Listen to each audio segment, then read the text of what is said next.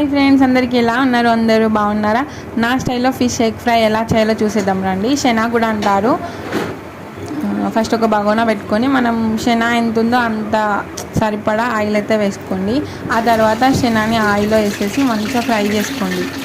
కొంచెం దూరం జరగండి ఆయిల్లో వేసేటప్పుడు, అది చిలుతుంది పైన ఆయిల్.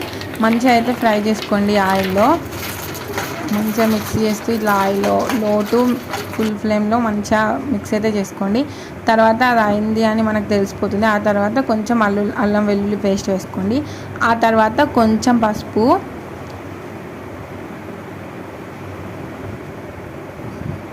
తర్వాత మనం ఎంత తింటామో అంత కారం అయితే వేసుకోండి.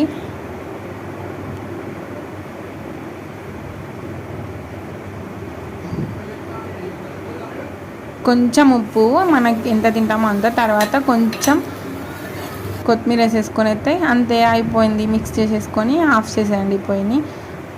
Okay friends, bye. ఇది ఉట్టి తిన్నా బాగానే ఉంటుంది, అన్నంలో తిన్నా కూడా బాగుంటుంది.